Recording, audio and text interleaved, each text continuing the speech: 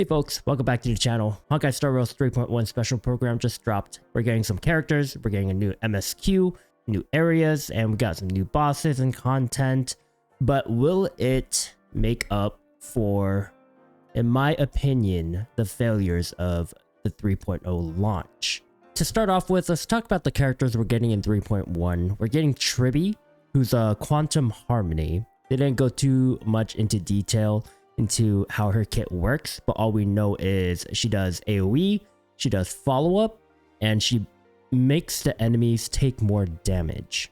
And I believe they mentioned when the teammate uses an ult, they do a follow-up. So we'll see how her talent synergizes with her kit and how they change it up. So far it sounds basic, but she could be doing other things as well.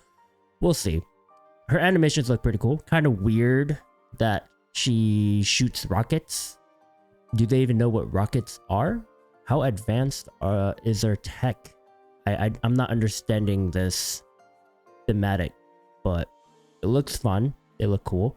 Next, we got Mighty. Imaginary destruction. Why imaginary? I don't know. We've been getting a lot of imaginary dudes. Overall, his animations look cool. His ult looks sick. He sits on a throne of red crystals. Very nice. So, as you would imagine what a destruction character does, high max HP consumes HP to deal more damage. When losses reach a certain threshold, he does a special attack, I believe automatically.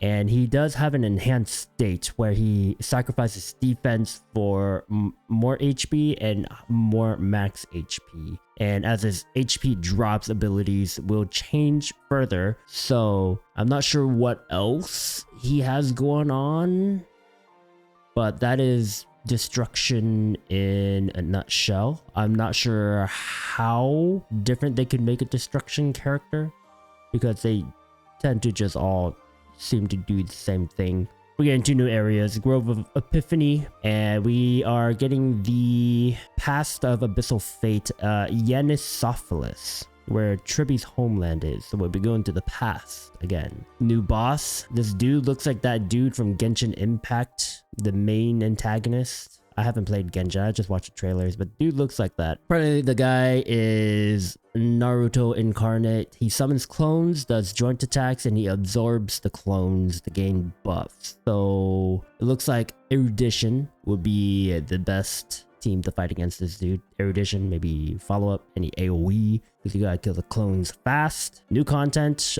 new Divergent universe focused on Amphorius. We're getting Titan blessings. There's a whole little mechanic to it. We'll see how that goes. We have a caretaking minigame and a minigame to authenticate items, like we're working in a museum. Gifted Odysseys back, and we're getting new ascension materials for Tribi and Mighty and new planner ornaments.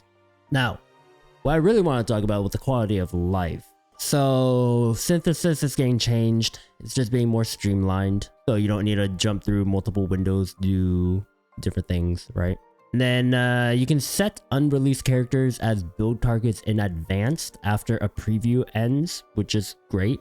I think that's a nice addition. Makes it easier to farm. And they're optimizing MSQ. They mentioned it in the developer radio, but it looks like they're showing some examples of what they're doing. So streamlining text and puzzles. It really just looks like they just deleted things out of our way.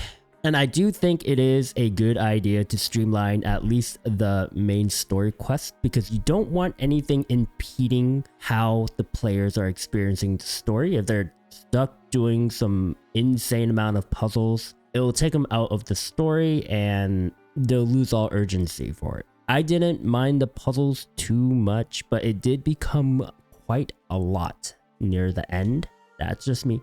I have found people that do enjoy the puzzles, and I'm glad for them.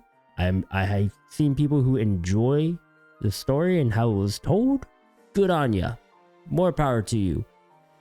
Not for me. So it looks like a lot of the puzzles will be relegated as optional, which it should have been at the beginning. Like, you don't need these things in the MSQ. Optional is always good. So that's all we got. It's only a 3.1 patch. Very surprised we're getting another MSQ so soon. but I don't hate it. I'm going to go into it with an open mind. I know I talked about not enjoying 3.0 because it was truly trash, but I am willing to keep trying because Honkai Star Rail was a great game, and I think it still can be, but the way that is going towards, I gotta talk about that company too, Hoyoverse. They're doing some really weird things, but I might talk about that in another video. But I think the company's direction as a whole is not good. But that's all my thoughts on the 3.1 special program for Honkai Star Rail. Let me know what you think in the comments. You're looking forward to it? A lot of you probably are, which is good. We'll talk about it. We'll play it, and we'll have a good time. I'm not going to pull for these characters. I'm going to be saving all my pulls for the Fate Grand Order characters, mainly because they're probably never going to come back, most likely. Unless you're like Epic 7 and you just rerun the events, but not a lot of games do that. So don't expect Fate Grand Order to come back. So I do suggest saving your pulls to get the character and probably their light cone if you want. That's what I'm going to do. Because all these other limited characters, Mighty, Tribby, they'll be coming back. Right? Fate Grand Order, who knows. Thanks for watching, guys. See ya.